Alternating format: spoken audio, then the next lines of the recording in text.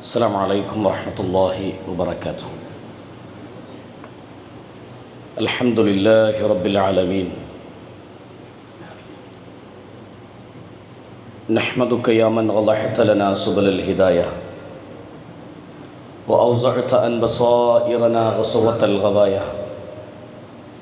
نصلي ونسلم على من أرسلت إلينا شاهدا ومبشرا ونذيرا وداعيا إلى الله بإذنه وهو سراجا منيرا. أعوذ بالله من الشيطان الرجيم. بسم الله الرحمن الرحيم. يا أيها الذين آمنوا اتقوا الله حق تقاته ولا تموتن إلا وأنتم مسلمون. أعوذ بالله من الشيطان الرجيم. إذ تستغيثون ربكم فاستجاب لكم عني ممدكم بألف من الملائكة مردفين. സ്നേഹ സമ്പന്നരായ സഹോദരന്മാരെ, സുഹൃത്തുക്കളെ, സൃഷ്ടിക്കുകയും പരിപാലിക്കുകയും ചെയ്യുന്ന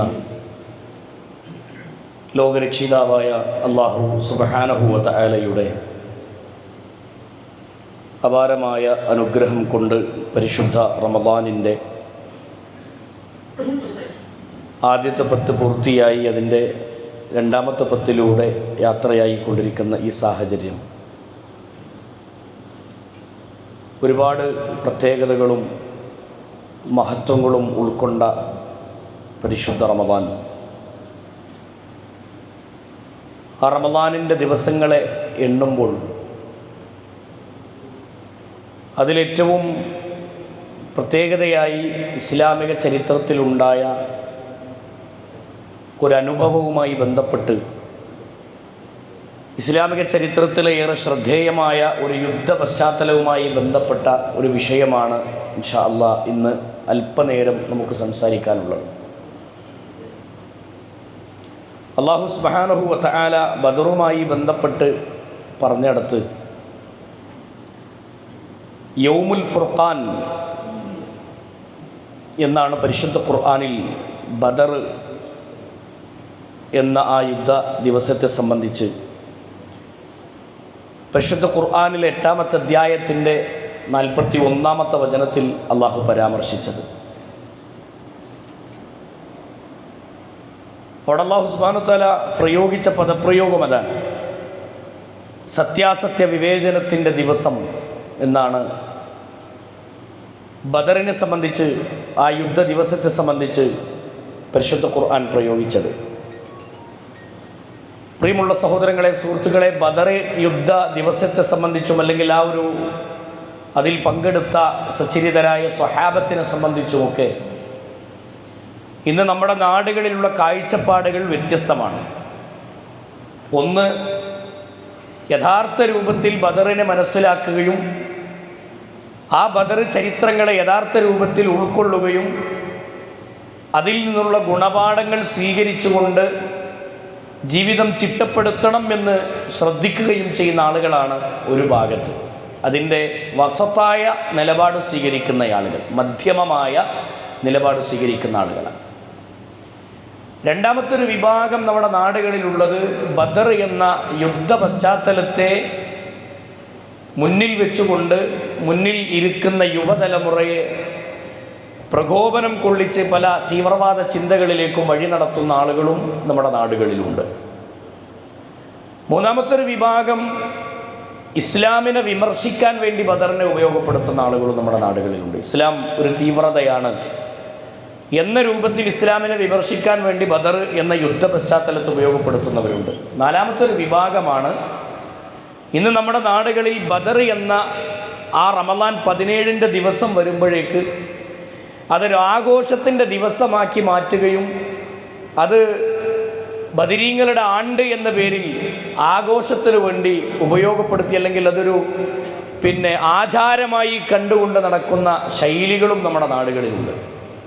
പച്ചയായ ശിർക്കിൻ്റെ വിശ്വാസങ്ങൾ അതിലൂടെ സ്വീകരിച്ച് മുന്നോട്ട് പോകുന്നൊരു പറ്റം ആളുകൾ നമ്മുടെ നാടുകളിലുണ്ട്. ഈ 4 ശൈലികളിൽ യഥാർത്ഥ ശൈലി നമ്മൾ സ്വീകരിക്കേണ്ട രൂപം എന്നുള്ളത് പരിശുദ്ധ ഖുർആനും ഹദീസിലും എന്ത് ഗുണപാഠങ്ങളാണോ ബദറുമായി ബന്ധപ്പെട്ട് നമുക്ക് പഠിപ്പിച്ചു തന്നിട്ടുള്ളത് അത് വളച്ചുകെട്ടില്ലാതെ സ്വീകരിക്കുക എന്നുള്ളതാണ് ബദറുമായി ബന്ധപ്പെട്ട് നമുക്ക് പഠിക്കാനുള്ള പാഠം.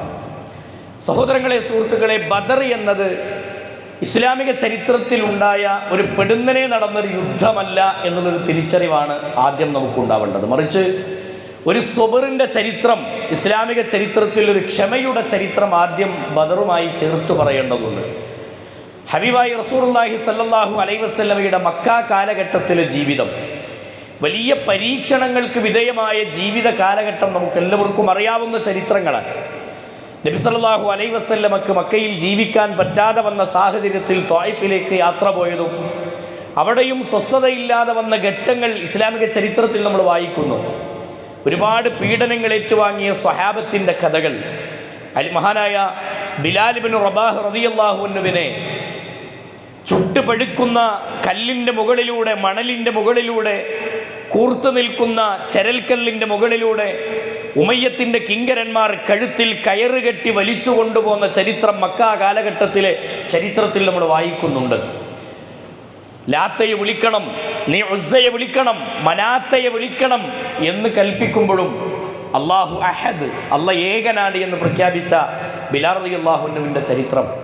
അന്ന് നബി സല്ലല്ലാഹു അലൈഹി വസല്ലമ കോപാകുലനായിട്ടില്ല.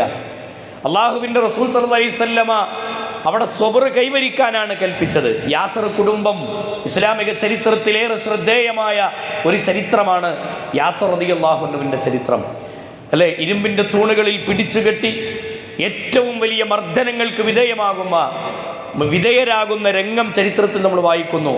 സുമയ്യ റളിയല്ലാഹു അൻഹയെ മലർത്തിക്കിടത്തി മർമ്മഭാഗത്ത് ഇരുമ്പിൻ്റെ ദണ്ടുകൾ പഴുപ്പിച്ചല്ലെങ്കിൽ ഇരുമ്പിൻ്റെ കുന്തങ്ങൾ കൊണ്ട് കുത്തിവെക്കുന്ന രംഗം ചരിത്രത്തിൽ വായിക്കുമ്പോൾ ആ രംഗങ്ങളിലൊക്കെ നമുക്ക് കാണാൻ പറ്റുന്ന യാഥാർത്ഥ്യം, ഇസ്ബിറു യാ ആല യാസിർ, യാസിർ കുടുംബമേ നിങ്ങൾ ക്ഷമിക്കണം, ഇസ്ബിറു വസാബിറു വറാബിതു, നിങ്ങൾ ക്ഷമിക്കൂ, ക്ഷമയിൽ മുൻകടക്കൂ എന്ന ഇസ്ലാമിൻ്റെ കൽപ്പന സ്വീകരിച്ച് നെഞ്ചകത്ത് സ്വീകരിച്ചവരാണ് ആ സ്വഹാബത്ത്. ഇങ്ങനെയൊക്കെ ഘട്ടങ്ങൾ അനുഭവിച്ച നബി സല്ലല്ലാഹു അലൈഹി വസല്ലമയുടെ ഇബാദത്തുകൾക്ക് തടസ്സമാകുമ്പോൾ അള്ളാഹുവിൻ്റെ റസൂലിന് സ്വൈര്യത്തോടുകൂടി അള്ളാഹിൻ്റെ ദീൻ ഉൾക്കൊണ്ടുകൊണ്ട് ജീവിക്കാൻ പറ്റാതെ വരുമ്പോഴാണ് അള്ളാഹുവിൻ്റെ റസൂൽ സല്ലല്ലാഹു അലൈഹി വസല്ലമക്ക് റബ്ബിൻ്റെ കൽപ്പനയുണ്ടായത്. അർളുല്ലാഹി വാസിഅ, ഭൂമി വിശാലമാണ്, യാത്ര ചെയ്തു കൊള്ളാനുള്ള കൽപ്പന പുറപ്പെടുന്നതൊക്കെ അവിടെയാണ്. ബദർ യുദ്ധ രംഗത്തവിടെ നിന്ന് ഹിജറയിലേക്ക്, ബദർ യുദ്ധത്തിന് മുമ്പുണ്ടായ അനുഭവങ്ങൾ, മദീനയിലേക്കുള്ള പലായനം, ഇസ്ലാമിൻ്റെ ചരിത്രത്തിലുള്ള യുദ്ധം, ആ യുദ്ധത്തിന് മുമ്പുണ്ടായ ഈ ഒരു ചരിത്ര സംഭവം, പിന്നീട് മക്ക കാലഘട്ടത്തിൽ ജീവിച്ചു മദീനയിലേക്ക് നബി സല്ലല്ലാഹു അലൈഹി വസല്ലമ പോയി.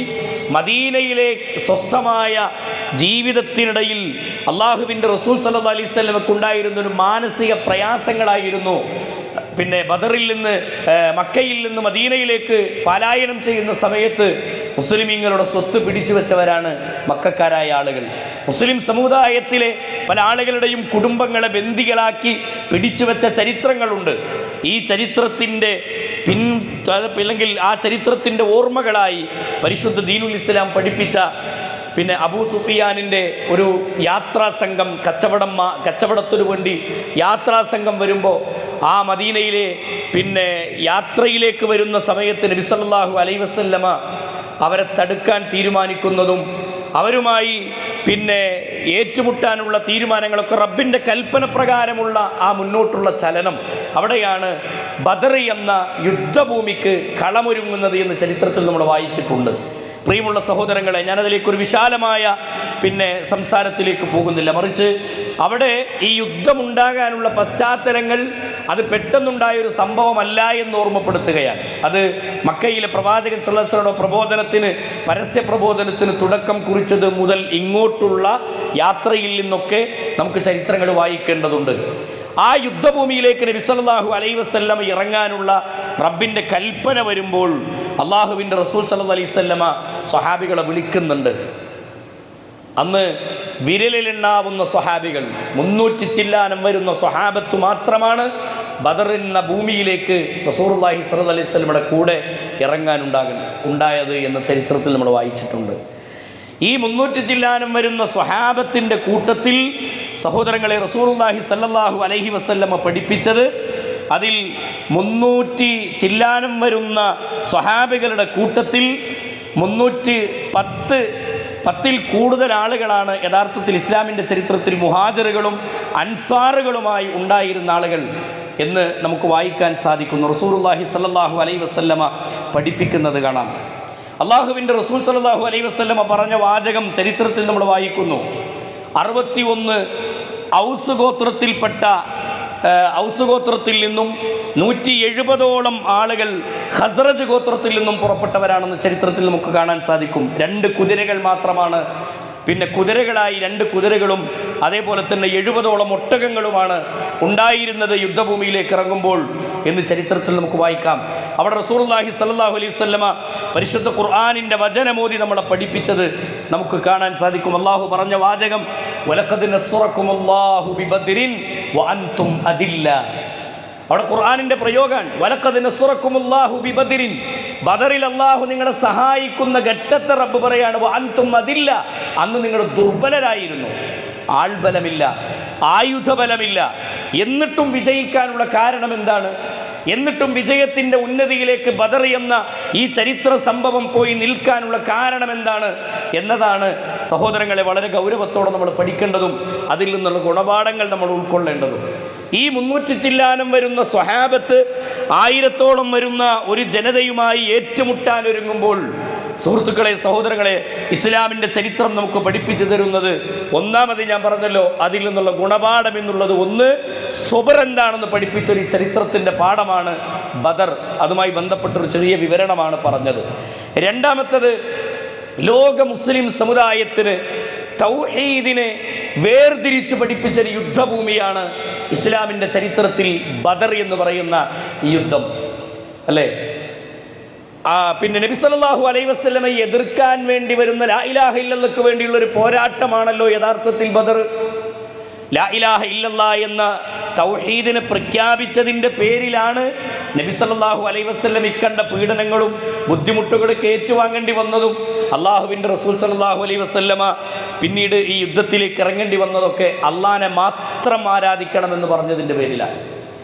മക്കയിലെ മുശ്രിക്കുകളായ ആളുകൾക്ക് അള്ളാഹുവിൽ വിശ്വാസമുണ്ടായിരുന്നു, റുബൂബിയത്തിൽ അവർക്ക് വിശ്വാസം ഉണ്ടായിരുന്നു. റബ്ബ് അത് അല്ലാഹ് മാത്രമാണ് എന്നെല്ലാവരും ഉറച്ച് വിശ്വസിച്ചവരാണ്, അല്ലേ?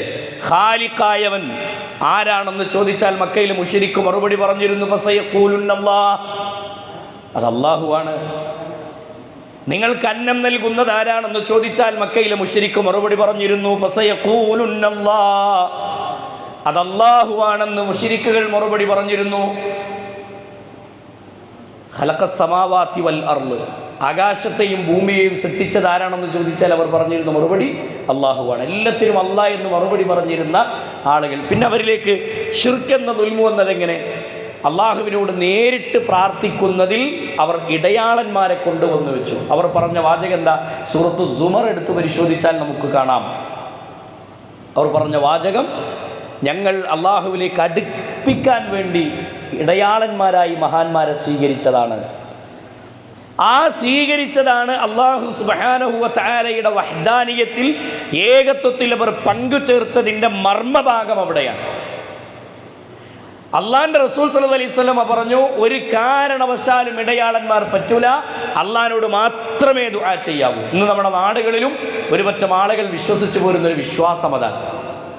അല്ലാഹുവല്ലാത്ത അമ്പിയാക്കന്മാരോടും ഔലിയാക്കന്മാരോടും ശുഹദാക്കളോടുമൊക്കെ പ്രാർത്ഥിക്കാനും ദുആ ചെയ്യാനും അവർക്ക് നേർച്ച വഴിപാടുകൾ സമർപ്പിക്കാനും കാരണം എന്തെന്ന് ചോദിച്ചാൽ, ഞങ്ങൾ അല്ലാഹു സുബ്ഹാനഹു വ തആലക്ക് അല്ലാഹ് മാത്രമാണ് ഇലാഹി എന്ന് ഞങ്ങൾ വിശ്വസിക്കുന്നുണ്ട്. ഇലാഹ് ഉലൂഹിയത്ത് അല്ലാഹ്ക്ക് മാത്രമാണെന്ന് വിശ്വസിക്കുന്നുണ്ട്. പക്ഷേ ഇലാഹ് അല്ലാഹു ആണെന്ന് ഞങ്ങൾ വിശ്വസിക്കുന്നുവെങ്കിലും ഞങ്ങൾ അള്ളാഹുവിലേക്ക് ഇടയാളന്മാരെ സ്വീകരിച്ചുകൊണ്ട് മഹാന്മാരുടെ ബറക്കത്ത് കൊണ്ട് അല്ലെങ്കിൽ മഹാന്മാർക്ക് അള്ളാഹ് കൊടുത്ത കഴിവിൽ നിന്നാണ് ഞങ്ങൾ ചോദിക്കുന്നത് എന്ന വിശ്വാസമാണ്. അതും ഇതും അവരുടെ വിശ്വാസ രംഗത്ത് വലിയ മാറ്റങ്ങളൊന്നും ഇല്ല. അതിൻ്റെ പേരിലാണ് ഈ പറയപ്പെട്ട അള്ളാഹനെ മാത്രം വിളിച്ചു പ്രാർത്ഥിക്കണമെന്ന് പറഞ്ഞുകൊണ്ട് ബദർ ശുഹദാക്കൾ ഇറങ്ങുമ്പോൾ ആ ബദർ ശുഹദാക്കളുടെ വിശ്വാസത്തിൻ്റെ കടക്കൽ കത്തിവെച്ച ഒരു ആദർശമാണ് ഇന്ന് നമ്മുടെ നാട്ടിൽ ഒരു പറ്റ മുസ്ലിം സമുദായം സ്വീകരിച്ച് മുന്നോട്ട് പോകുന്നത്, അല്ലേ? ബദർമാല മുന്നിൽ വെച്ച് ചൊല്ലുന്ന വരികൾ പച്ചയായി ബദർ ശുഹദാക്കളോട് നേരിട്ട് പ്രാർത്ഥിക്കുന്ന വരികൾ. يا من به خل الرضا ومن بهم من نقدا كل ناديا مستنجدا يا أهل بدر شهداء.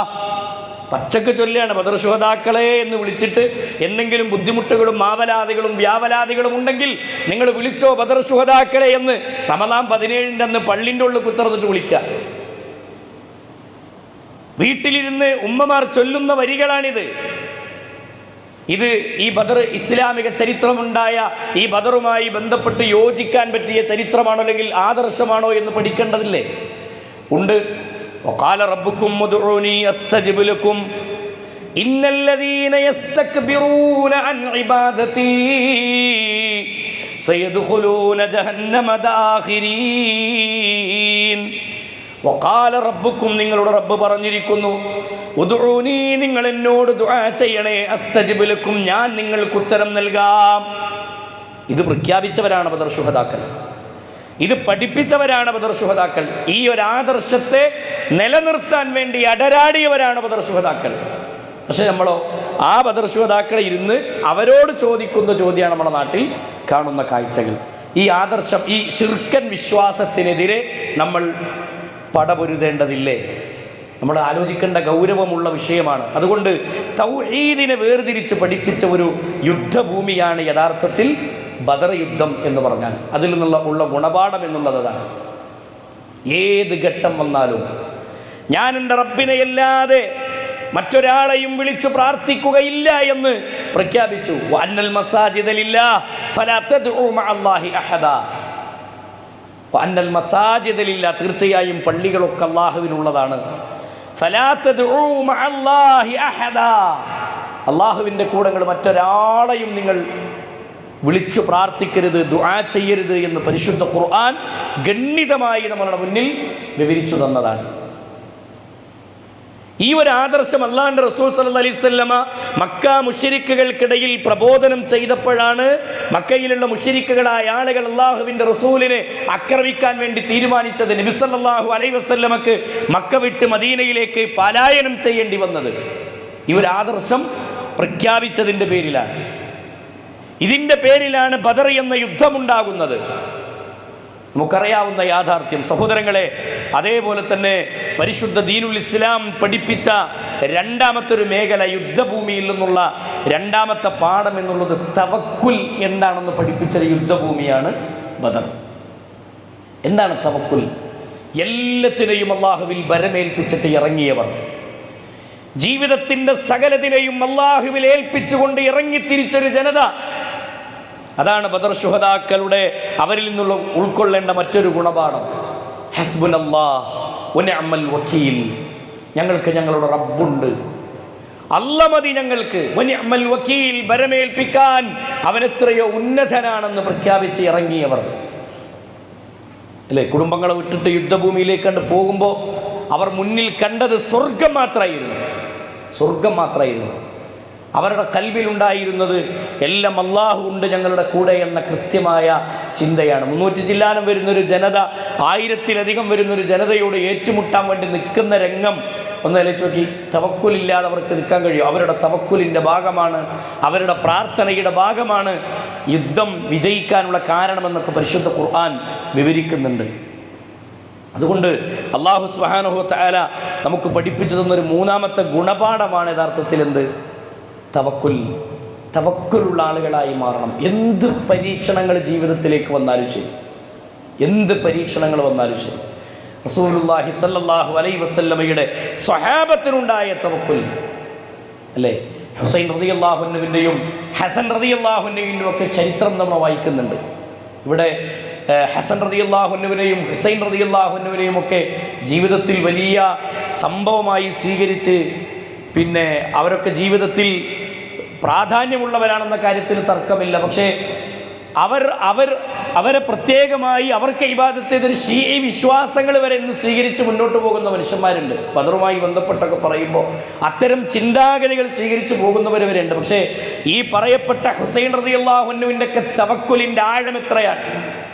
ഒരു ചെറിയ പ്രയാസം വരുമ്പോഴേക്ക് മന്ത്രിച്ചൂതിയ നൂല് കെട്ടുന്നവർ, പച്ചയായ ശിർക്കിലേക്ക് പോകുന്നവർ, ഒരു ചെറിയ പ്രയാസം ജീവിതത്തിലേക്ക് വരുമ്പോഴേക്ക് കെട്ടി ഉയർത്തിയ ഖബറുകളുടെ മുന്നിൽ ചെന്ന് ആരാധന നടത്തുന്നവർ. ചിന്തിക്കേണ്ട വാക്ക്. നിങ്ങൾ നോക്കൂ, കർബല എന്ന് പറയുന്ന സ്ഥലത്ത് വെച്ച് മഹാനായ ഹുസൈൻ റളിയല്ലാഹു അൻഹുവിനെ ശത്രുക്കൾ വളയുന്നൊരു രംഗമുണ്ട് ചരിത്രത്തിൽ. ഹുസൈൻ റളിയല്ലാഹു അൻഹുവിനെ ശത്രുക്കൾ വളയുമ്പോൾ മഹാനായ ഹുസൈൻ റളിയല്ലാഹു അൻഹുവിൻ്റെ കൂടെയുള്ള ആളുകളെ അടിക്കാൻ തുടങ്ങുന്നു ശത്രു സമുദായം. നാനാവശത്തു നിന്ന് മർദ്ദനങ്ങൾ ഏറ്റുവാങ്ങുന്ന സമയത്ത് ഹുസൈൻ റളിയല്ലാഹു അൻഹുവിൻ്റെ നേരെ നോക്കിയിട്ട് ശത്രുക്കളിൽ നിന്നൊരാൾ വിളിച്ചു പറയുന്നുണ്ട്, എന്തേ മുസ്ലിമീങ്ങളെ നിങ്ങൾ എന്തേ ശത്രു സമുദായത്തിൻ്റെ നേരെ നോക്കിയിട്ട്? അവരുടെ കൂട്ടത്തിൽ നിന്നൊരാൾ ചോദിക്കുകയാണ്, എന്താണ് നിങ്ങൾ ഈ ഹുസൈനിനെ നേരെ നിങ്ങൾ കയ്യോങ്ങാത്തത്? ഹുസൈനിനെ നിങ്ങൾ വധിക്കാത്തതെന്തേ? ശത്രുവിൻ്റെ നേതാവ് ചോദിക്കാൻ. കർബലയിൽ വെച്ച് ഹുസൈൻ റളിയല്ലാഹു അൻഹുവിൻ്റെ നേരെ ഓടി വന്നൊരു കുതിര ഓടിച്ച് വന്ന് ഒരു വ്യക്തി തൻ്റെ കുതിരയുടെ 2 കാലും ഉയർത്തി ഹുസൈൻ റളിയല്ലാഹു അൻഹുവിൻ്റെ നെഞ്ചത്തെ കാഞ്ഞ് ചവിട്ടുന്ന രംഗമുണ്ട്. ഹുസൈൻ റളിയല്ലാഹു അൻഹു താഴെ വീണു. ശരീരത്തിൽ നിന്ന് രക്തം വാർന്നൊലിച്ചു. എഴുന്നേൽക്കാൻ പറ്റാത്ത അവസ്ഥ വന്നു. മർദ്ദനങ്ങൾ ഏറ്റുവാങ്ങി അദ്ദേഹം മുട്ടിലിഴയാൻ തുടങ്ങുകയാണ്. കർബലയുടെ മണ്ണിൽ നിന്ന് അദ്ദേഹത്തിൻ്റെ നാടിനെ ലക്ഷ്യം വെച്ച് മുട്ടിലിഴയുന്ന നേരത്ത് മഹാനായ ഹുസൈൻ റളിയല്ലാഹു അൻഹുവിൻ്റെ നേരെ നോക്കി 2ാമത്തെ വിളിയാളം വരികയാണ്. എന്തേ നിങ്ങൾ ഹുസൈനിനെ വധിക്കാത്തത്? മുഹമ്മദിൻ്റെ പേരക്കുട്ടി എന്ന പരിഗണന കൊടുത്തിട്ടാണോ എന്ന് ചോദിക്കുമ്പോൾ മഹാനായ ഹുസൈൻ റളിയല്ലാഹു അൻഹുവിൻ്റെ നേരെ ഒരാൾ വന്നിട്ട് അമ്പിങ്ങനെ വലിച്ചു പിടിച്ചിട്ട് ഹുസൈൻ റളിയല്ലാഹു അൻഹു തൊണ്ട വറ്റിയിട്ട് ദാഹത്തിന് വേണ്ടി വാ പൊളിച്ച് നിൽക്കുമ്പോൾ ഹുസൈൻ റളിയല്ലാഹു അൻഹുവിൻ്റെ വായിലേക്ക് ലക്ഷ്യം വെച്ചുകൊണ്ട് അമ്പിങ്ങനെ വലിച്ചു പിടിച്ച മനുഷ്യനതാ ഹുസൈൻ റളിയല്ലാഹു അൻഹുവിൻ്റെ വായിലേക്ക് അമ്പ് വലിച്ചു വിടുമ്പോൾ ഹുസൈൻ റളിയല്ലാഹു അൻഹുവിൻ്റെ വായുടെ തൊള്ളയുടെ ഉള്ളിലേക്ക് ചെന്ന് അമ്പ് തറക്കുന്ന രംഗം ചരിത്രത്തിൽ വായിക്കുന്നു. ആ സമയം അമ്പനിങ്ങനെ വലിച്ചെടുത്തിട്ട് വായിൽ നിന്ന് രക്തമിങ്ങനെ നിർഗളിച്ച് പുറത്തേക്ക് വരുമ്പോൾ ഹുസൈൻ റളിയല്ലാഹു അൻഹു തൻ്റെ കയ്യിലേക്ക് ആ വായിൽ നിന്ന് വരുന്ന രക്തമിങ്ങനെ ചേർത്ത് പിടിക്കുന്നുണ്ട്. ചരിത്രത്തിൽ നമുക്ക് കാണാം. എന്നിട്ട് ഹുസൈൻ റളിയല്ലാഹു അൻഹു പ്രഖ്യാപിച്ച പ്രഖ്യാപനം ഇതാണ്, ഹസ്ബുനല്ലാഹ് വനിഅമൽ വകീൽ. ഹസ്ബുനല്ലാഹ്, ഭരമേൽപ്പിക്കാൻ എൻ്റെ റബ്ബുണ്ട് എനിക്ക്. വനിഅമൽ വകീൽ, ഭരമേൽപ്പിക്കാൻ അവൻ എത്രയോ ഉന്നതനാണ്. എനിക്കെൻ്റെ റബ്ബ് മതി എന്ന് പ്രഖ്യാപിക്കുന്ന ഹുസൈൻ റളിയല്ലാഹു അൻഹുവിൻ്റെ ചരിത്രം നമുക്ക് കാണാം. ജീവിതത്തിൽ ഒരു ബുദ്ധിമുട്ട് വരുമ്പോഴേക്ക്, ഒരു പ്രയാസം വരുമ്പോഴേക്ക് റബ്ബല്ലാത്തവരിലേക്ക് ജീവിതത്തിൻ്റെ എല്ലാത്തിനെയും സമർപ്പിക്കുന്ന മനുഷ്യന്മാരോട് ആദർശ യുദ്ധഭൂമികളെ ചരിത്രത്തിൽ വായിക്കുന്നിടത്തൊക്കെ കാണാം തവക്കുലിൻ്റെ ചരിത്രം. ഉഹദെടുത്ത് പരിശോധിച്ചാൽ കാണാം, യുദ്ധം കൊടുമ്പിരി കൊള്ളുന്ന യുദ്ധമാണ്. 2ാമത്തെ ഘട്ടവും കഴിഞ്ഞു. ഉഹദിൻ്റെ 2ാമത്തെ ഘട്ടവും കഴിഞ്ഞു. ഉഹദ് കഴിഞ്ഞ് നിൽക്കുമ്പോൾ സ്വഹാബത്തിൻ്റെ കൂട്ടത്തിൽ നിന്ന് യുദ്ധം പരാജയത്തിലേക്ക് എത്തി എന്ന ദുഃഖത്തിലിരിക്കുന്ന സ്വഹാബത്ത് അതേ ഉഹദിൻ്റെ ഭൂമിയെ സംബന്ധിച്ചാണ് വിവരിക്കുന്നത്. ആ സമയത്ത് അബൂ സുഫിയാനിൻ്റെ കൂട്ടരതാ ഉഹദിൻ്റെ മറ്റേ വശത്തിരുന്നു കൊണ്ട് ഞങ്ങൾ വിജയിച്ചു എന്ന ആഹ്ലാദ പ്രകടനം നടത്തുമ്പോൾ അവിടെയും നമുക്ക് ഈ ചരിത്രം കാണാം, തവക്കുലിൻ്റെ ചരിത്രം.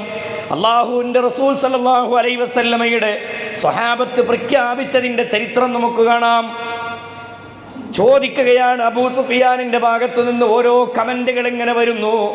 മുസ്ലിമീങ്ങളെ നോക്കിയിട്ട് പരിഹാസത്തിൻ്റെ സംസാരങ്ങൾ കടന്നു വരുന്നു. ആ സമയത്ത് റസൂലുള്ളാഹി സ്വല്ലല്ലാഹു അലൈഹി വസല്ലമയുടെ കൂടെയുള്ള ഉമർ ഇബ്നുൽ ഖത്താബ് റളിയല്ലാഹു അൻഹു ചാടി എഴുന്നേൽക്കും. അബൂ സുഫിയാനിന് ഖണ്ഡനം കൊടുക്കാൻ വേണ്ടി, മറുപടി കൊടുക്കാൻ വേണ്ടി എഴുന്നേൽക്കുമ്പോൾ നബി സല്ലല്ലാഹു അലൈഹി വസല്ലമ ഉമറിന്റെ തല പിടിച്ചവിടെ ഇരുത്തും. അവിടെ ഇരിക്കുമറെ, എണീക്കല്ലേ. രണ്ടാമതും അബൂ സുഫിയാനിന്റെ ഭാഗത്തു നിന്ന് ഉറക്കെ സംസാരങ്ങൾ വരുന്നു, ഡയലോഗുകൾ വരുന്നു. ഉമർ റളിയല്ലാഹു അൻഹു എഴുന്നേൽക്കുന്നു, പിടിച്ചിരുത്തും. ആ കൂട്ടത്തിൽ അബൂ സുഫിയാനിന്റെ നാവിൽ നിന്നൊരു വർത്തമാനം വന്നു. ആ വർത്തമാനം എന്തായിരുന്നു? പച്ചയായ ശിർക്കിന്റെ വാക്ക്, പച്ചയായ ശിർക്കിന്റെ വാക്ക്. ആ വാചകം വന്നപ്പോ അപ്പോഴാണ് ഉമർ റളിയല്ലാഹു അൻഹുവിനോട് പറയുന്നത്, ഉമറേ ഇതിന് പറ മറുപടി.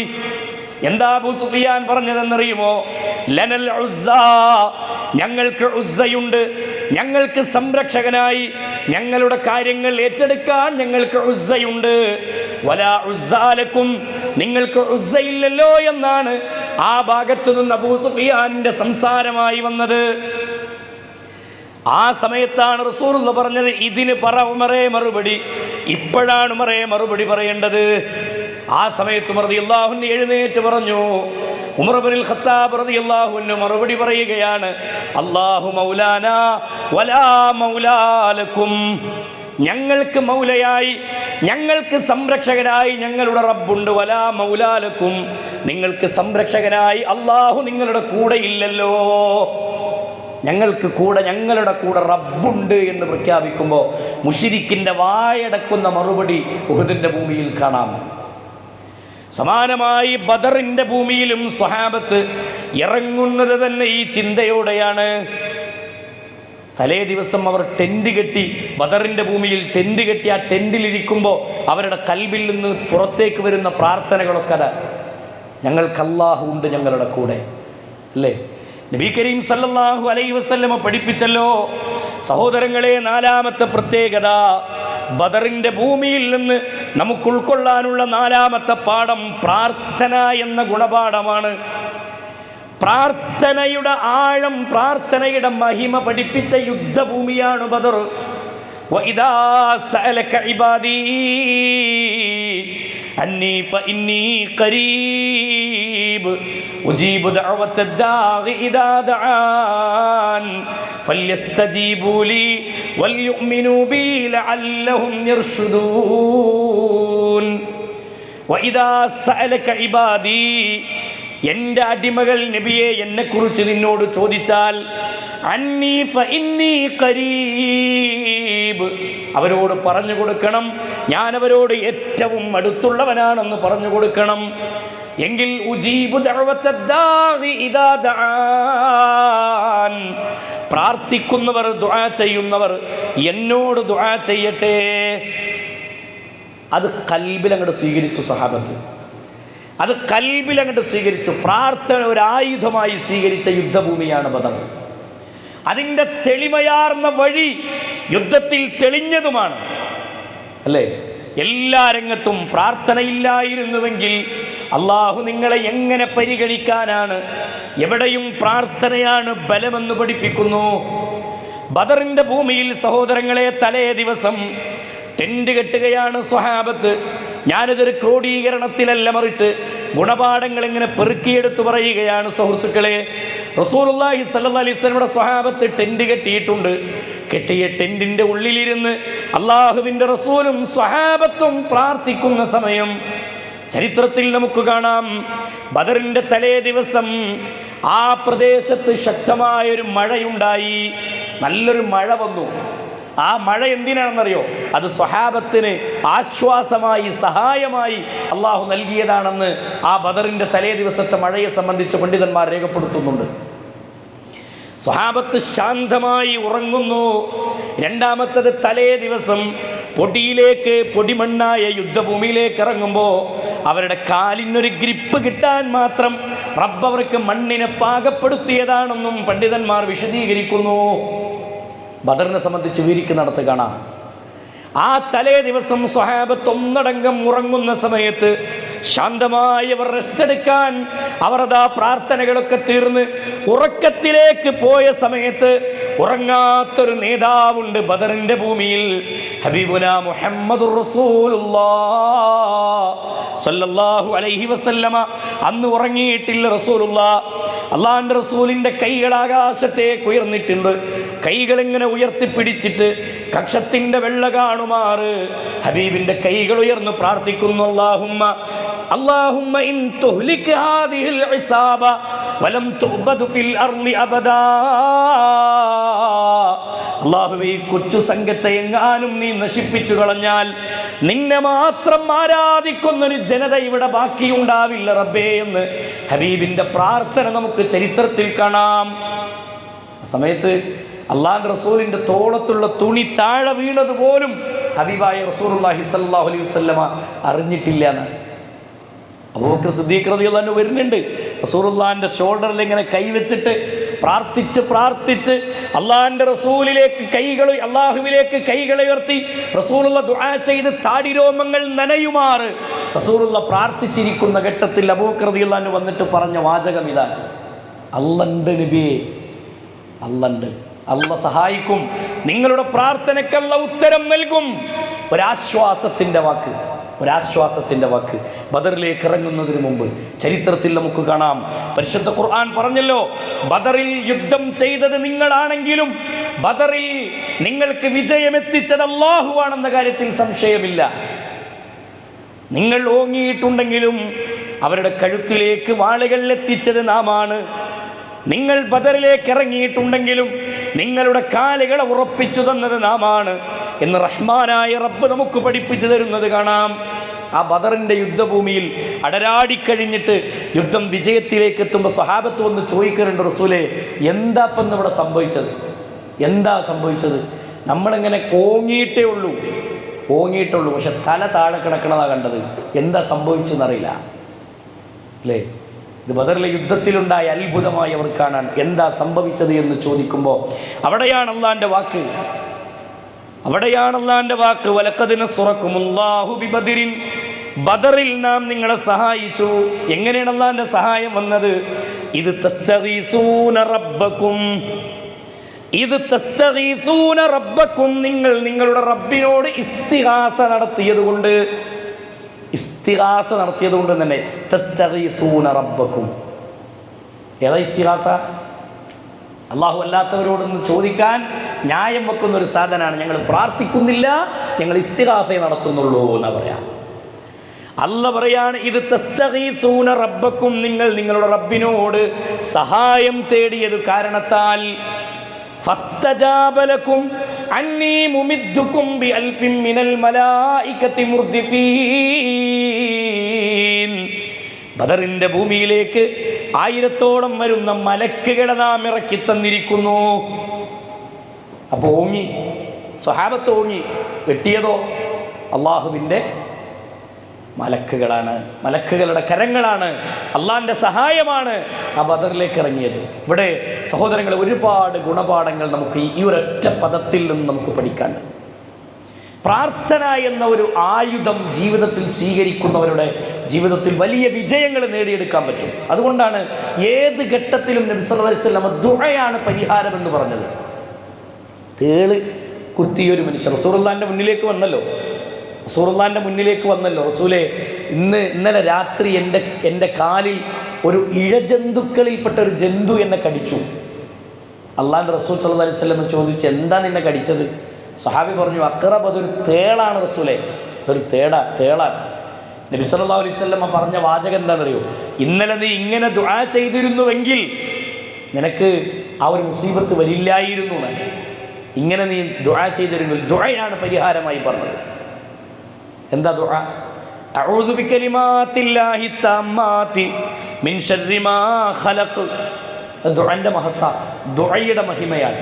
വീട്ടിൽ നിന്ന് നിങ്ങൾ പുറത്തിറങ്ങുന്ന സമയത്ത് നിങ്ങൾ പ്രാർത്ഥിക്കണം, അഊദു ബികലിമാത്തില്ലാഹി തമ്മാതി മിൻ ശർരി മാ ഖലഖ്. ബിസ്മില്ലാഹി തവക്കൽതു അലല്ലാഹ് എന്ന് പറഞ്ഞ് പെരീന്നിറങ്ങിയ ഒരു സ്ഥലത്ത് നിങ്ങൾ ഇറങ്ങുന്ന സമയത്ത് നിങ്ങളുടെ ലക്ഷ്യസ്ഥാനത്തെത്തുമ്പോൾ നിങ്ങൾ പ്രാർത്ഥിച്ചോളിയത് നിങ്ങൾക്ക് സംരക്ഷണമാണെന്ന് പറഞ്ഞു. ഒരു മുസീബത്ത് നിങ്ങൾക്ക് വന്നാൽ, മത്സ്യത്തിന്റെ വയറ്റിലകപ്പെട്ട യൂനുസ് നബി അലൈഹിസ്സലാത്തു വസ്സലാമിനെ മത്സ്യം തുപ്പാനുള്ള കാരണം ഖുർആൻ എടുത്തു പറഞ്ഞത് ദുആയാണ്, പ്രാർത്ഥനയാണ്. ലാ ഇലാഹ ഇല്ലാ അൻത സുബ്ഹാനക ഇന്നി കുന്തു മിനദ് ളാലിമീൻ.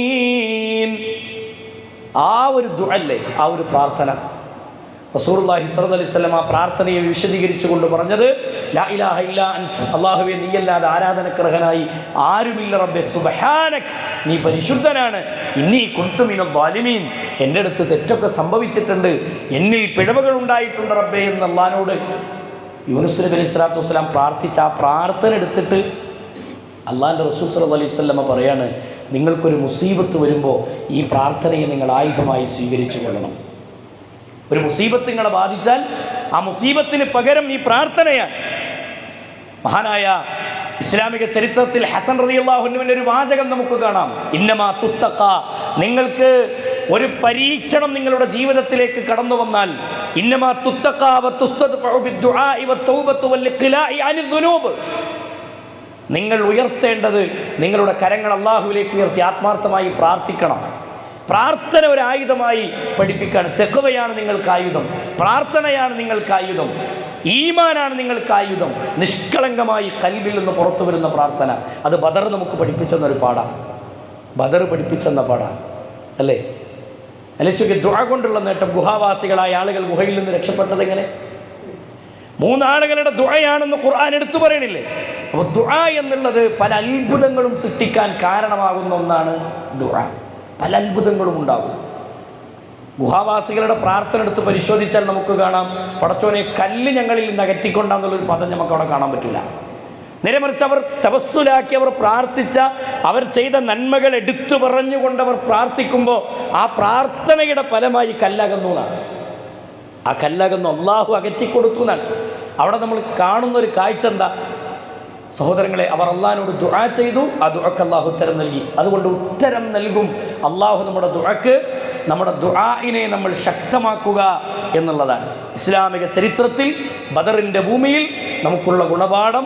ഈ ഒരു പ്രാർത്ഥന ആയുധമായി സ്വീകരിച്ചാൽ വിജയമുണ്ടാകുമെന്നത് കൂടി അതിൻ്റെ ഒരു മാർഗമായി അല്ലെങ്കിൽ പരിഹാര മാർഗമായി പരിശുദ്ധ ദീനുൽ ഇസ്ലാം പഠിപ്പിച്ചതാണ്. അതുകൊണ്ട് പ്രാർത്ഥിക്കുക. ഈ പ്രാർത്ഥന റബ്ബിലേക്ക് മാത്രമാകണം. അതാണ് ബദറിൻ്റെ ലക്ഷ്യം. അതാണ് ബദറിൻ്റെ ലക്ഷ്യം. ആ ബദറിലേക്ക് സ്വഹാബത്ത് ഇറങ്ങിയതിൻ്റെ ലക്ഷ്യം അതാണ്. ഇനി നമ്മൾ മനസ്സിലാക്കേണ്ട വിഷയം മറ്റൊരു കാര്യം, പ്രധാനമായും ദിക്റുകളും ദുആകളും. ദിക്റുകൾ, അള്ളാഹുവിനോടുള്ള സ്മരണകൾ കൊണ്ട് അള്ളാഹു നമ്മളെ സഹായിക്കും. ഇതും ബദറിൽ നിന്നുള്ള പാഠങ്ങളാണ്. അദ്കാറുകളുടെ വർദ്ധനവ്. തലേ ദിവസം, ബദറിൻ്റെ തലേ ദിവസം സ്വഹാബത്ത് അവരുടെ മുഴക്കത്തെക്കുറിച്ച് പഠിപ്പിക്കുന്നുണ്ട്. അവരുടെ ടെൻറ്റുകളിൽ അവരിരുന്ന് പ്രാർത്ഥിച്ചതും, ഒരു എണ്ണച്ചട്ടിയിലേക്ക് കടുകിട്ടാൽ കടുക് പൊട്ടുന്ന ശബ്ദം പോലെ അവരുടെ കൽബിൽ നിന്ന് ശബ്ദം പുറപ്പെട്ടു വന്നിരുന്നു അല്ലേ? ഒളിഞ്ഞു നോക്കി ബദറിൻ്റെ തലേ ദിവസം ടെൻറ്റ് കെട്ടിയിടത്തേക്ക് ഒളിഞ്ഞു പോയവർ പറഞ്ഞ വാചകം ഇതാണ്. അബൂ സുഫിയാനിനോട് വന്ന് പറഞ്ഞ വാചകം ഇതാണ്. അവർ മരണത്തെ പേടിക്കണില്ല. മരണത്തെ പേടിക്കുന്ന നമുക്ക് മരണത്തെ ഭയക്കാത്ത ഒരു ജനതയെ പരാജയപ്പെടുത്താൻ കഴിയുമെന്ന് തോന്നണില്ല. അവരെല്ലാവരും പ്രാർത്ഥനയിലാണ്. ഇവിടെ ശത്രുക്കൾ യുദ്ധം വിജയിക്കാൻ വേണ്ടി പ്ലാൻ ചെയ്യുക, എന്തൊക്കെ ചെയ്യേണ്ടത്, എല്ലാ രൂപത്തിലുള്ള കോപ്പുകളും ഒരുക്കാൻ.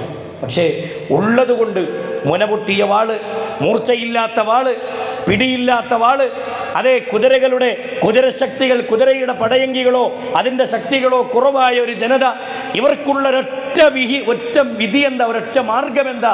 ദുആയാണ്. അള്ളാഹുവിനോടുള്ള ദിക്റുകളും ദുആകളുമാണ്. അവർ ദിക്റുകൾ വർദ്ധിപ്പിക്കാൻ എല്ലാവരും അദ്കാറിലാണ്. വദ്കുറൂനി അദ്കുറുക്കും വഷ്കുറൂ ലീ വലാ തക്ഫുറൂൻ. നിങ്ങൾ എന്നെ ഓർത്താൽ ഞാൻ നിങ്ങളെ ഓർക്കുമെന്ന് ഖുർആൻ വാഗ്ദാനം ചെയ്തതാണ്. അല്ല പറഞ്ഞതാണ്, നിങ്ങൾ എന്നെ ഓർത്താൽ ഞാൻ നിങ്ങളെ ഓർക്കും. അപ്പം അള്ളാഹുവിൻ്റെ ഒരു സഹായം കിട്ടാനുള്ള മറ്റൊരു മാർഗം കൂടിയാണെന്ത്? ദിക്റുകളും ദുആകളും. അതെപ്പോഴും ജീവിതത്തിൽ നിലനിൽക്കുക, അദ്കാറുകൾ നമ്മുടെ ജീവിതത്തിൽ നിലനിർത്തുക എന്നുള്ളത് ഈ ബദറിൽ നിന്നുള്ള മറ്റൊരു ഗുണപാഠമാണ് സഹോദരങ്ങളെ. അതേപോലെ തന്നെ നമ്മുടെ ലക്ഷ്യം നന്നാവുക എന്നുള്ളതും ബദർ യുദ്ധത്തിൽ നിന്ന് നമുക്കുള്ള വലിയൊരു ഗുണപാഠമാണ്. സ്വഹാബത്തിൻ്റെ മുന്നിലുള്ള ലക്ഷ്യം എന്താ?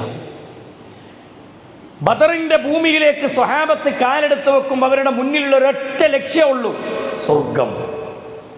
സ്വർഗം എന്ന ലക്ഷ്യം നമുക്ക് കഴിയുന്നുണ്ട് സുഹൃത്തുക്കളെ. നിസ്കാരത്തിൽ കിടന്ന് സുജൂദിൽ കിടന്നിട്ട് പഠിച്ചോനെ ഞാനിതാ നിസ്കരിക്കണം, എൻ്റെ സ്വതക്കകൾ, എൻ്റെ നിസ്കാരം, എൻ്റെ നോമ്പ്, എൻ്റെ ഇബാദത്തുകൾ നീ സ്വീകരിക്കണേ അല്ലാ, എനിക്ക് നീ സ്വർഗം തരണേ പഠിച്ചോനെ എന്ന് കൽബ് തൊട്ട് നമ്മളൊന്ന് ചിന്തിച്ചു നോക്കി നമുക്ക് പ്രാർത്ഥിക്കാൻ കഴിയുന്നുണ്ടോ? പലപ്പോഴും ഭൗതിക ചിന്തകൾ കൊണ്ട് കൽബിനെ നിറഞ്ഞുപോയൊരു ജനതയായി പല മനുഷ്യന്മാരും മാറണം. ഇവിടെ നിന്നൊരു മാറ്റമുണ്ടാകാൻ ഈ ബദറിൻ്റെ ഗുണപാഠത്തിലെ പ്രധാനമായൊരു പാഠം, ഇസ്ലാമിക ചരിത്രത്തിൽ ബദറിൻ്റെ തലേ ദിവസം ബദറിലേക്ക് വിളിയാളം വരുന്ന സമയം യാത്രാസംഘത്തെ തടുക്കാൻ വേണ്ടി പുറപ്പെടാൻ റസൂലുള്ളാഹി സ്വല്ലല്ലാഹി അലൈഹി വസല്ലം വിളിക്കുന്ന സന്ദർഭം ചരിത്രത്തിൽ നമുക്ക് വായിക്കാം. ഹൈതം റളിയല്ലാഹു അൻഹുവും സഅദ് റളിയല്ലാഹു അൻഹുവും ബദറിൻ്റെ ഭൂമിയിലുണ്ട്. ബദറിൻ്റെ ഭൂമിയിലേക്ക് ഇറങ്ങുകയാണ് വാപ്പയും മകനും. രണ്ടാൾക്കും വീട്ടിൽ നിന്ന് ഇറങ്ങാൻ പറ്റൂല, ഒരാൾക്കേ പോകാൻ പറ്റുള്ളൂ. സംസാരിച്ചു കൊണ്ടിരിക്കുമ്പോൾ അങ്ങാടിയിൽ നിന്നൊരു ബഹളം കേട്ടപ്പോൾ മഹാനായ സഅദ് റളിയല്ലാഹു അൻഹുവിനോട് വാപ്പയായ ഹൈതം റളിയല്ലാഹു അൻഹു പറഞ്ഞു, മോനെ ഒരു ശബ്ദം കേൾക്കുന്നു, ചെന്ന് നോക്കടാ. ബദറിൻ്റെ ഭൂമിയിലേക്ക് എന്തോ അങ്ങാടിയിൽ ഒരു ബഹളം കേൾക്കുന്നു. അവിടെ ചെന്നപ്പോഴാണ് മനസ്സിലായത് ബദറിലേക്ക് റസൂൽ വിളിച്ചോണ്ടിരിക്കുന്ന സമയമാണ്. ഓടി വന്നു വീട്ടിലേക്ക്, തൂക്കിയിട്ടിരുന്നൊരു വാളുണ്ട്, അത് എടുത്തിട്ടുണ്ട് ഇറങ്ങിയിട്ട് ഓടാണ്. ഓടുമ്പോൾ വാപ്പ തിരിച്ചു വിളിച്ചു. എങ്ങട്ടാ പോണത്? വാപ്പ ബദറിലേക്ക് റസൂല് വിളിച്ചുകൊണ്ടിരിക്കുന്നു സല്ലല്ലാഹു അലൈഹി വസല്ലം, ഞാൻ പോവുകയാണ്.